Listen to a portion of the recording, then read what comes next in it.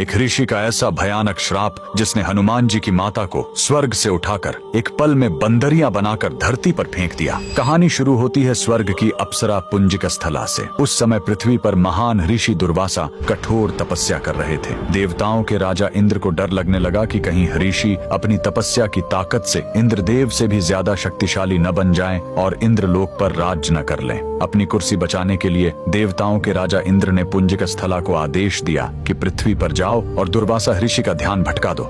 इंद्र के आदेश पर वह ऋषि के आश्रम गए और उनकी तपस्या में बाधा डालने लगी। ऋषि दुर्वासा ने गुस्से में आंखें खोली और उसे श्राप दे दिया। तूने एक चंचल वानर की तरह हरकत की है, जा पृथ्वी पर तेरा चेहरा भी वानर जैसा हो जाएगा। अप्सरा ने रोते हुए ऋषि के पैर पकड़ लिए। तब ऋषि ने दया दिखाई और मुक्ति का उपाय बताया। जिस दिन तुम भगवान शिव के 11वें रुद्र अवतार को जन्म दोगी, तुम वापस अप्सरा बन जाओगी। इसी श्राप के कारण उस अप्सरा ने पृथ्वी पर वानर राज कुंजर के घर बेटी के रूप में जन्म लिया, जिनका नाम अंजना पड़ा। बरी होने पर उनका विवाह महान वानर योद्धा केसरी से हुआ, लेकिन श्राप से मुक्ति पाने के लिए उन्हें एक पुत्र की आवश्यकता थी। इसलिए माता अंजना ने हम्पी के इसी अंजनाद्रि पर्वत पर भगवान शिव की घोर तपस्या की। सालों की तपस्या से शिव जी प्रसन्न हुए और वायुदेव के माध्यम से अंजना के गर्भ में दिव्य शक्ति स्थापित की। और तब इसी पहाड़ी पर जन्म हुआ बजरंग बली का। हनुमान जी के जन्म लेते ही माता अंजना का श्राप टूट गया। आज कर्नाटक के हम्पी में स्थित यह अंजनाद्रि पर्वत इस पूरी घटना के गवाह है। 575 सीढ़ियां चढ़कर आज भी भक्त उस पवित्र जन्म स्थान के दर्शन करने आते हैं। पवन पुत्र हनुमान के लिए कमेंट्स में जय बजरंगबली जरूर लिखें।